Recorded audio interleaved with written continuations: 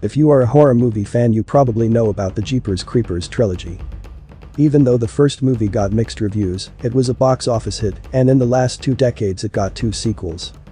All 3 movies were directed by Victor Salva. I wouldn't blame you if you never heard of the third sequel, since it was the weakest of the 3 and a box office fail. This franchise had a lot of issues, not because of the film, but because the director Victor Salva was convicted of sexual misconduct with one of his Clownhouse's underage stars, who was a 12-year-old boy at the time. He even videotaped one of the encounters.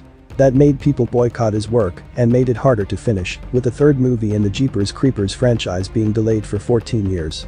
The events of Salva's crime happened in late 80s, but still he managed to direct and produce movies, with the Jeepers Creepers being his most notable horror movie. Jeepers Creepers is about a man-like monster called the Creeper, an ancient, mysterious demon who seeks organs from humans to replace its own older, damaged ones. It hunts for 23 days every 23rd spring by scaring its victims and using the scent of fear to determine what to feed on. Even though there were talks that Victor had an endgame with his story and the Creeper's origins, which was planned to be explained in the 4th movie, Screen Media Films is going to release a reboot called Jeepers Creepers Reborn in late 2021, serving as the first in a planned trilogy set apart from the first 3 from Victor Salva.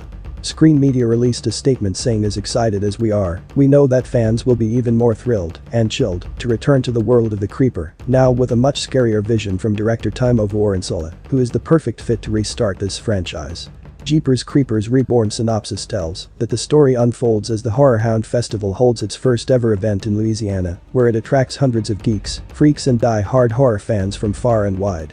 Among them is fanboy Chase and his girlfriend Lane, who is forced to come along for the ride.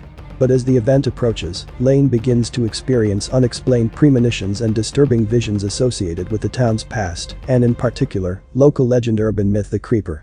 As the festival arrives and the blood-soaked entertainment builds to a frenzy, Lane believes that something unearthly has been summoned and that she is at the center of it. The screenplay is written by Sean Michael Argo, and the project began production in December 2020, but due to the COVID-19 pandemic, filming was split into 2 parts, the second of which began in early January 2021. Thank you for watching.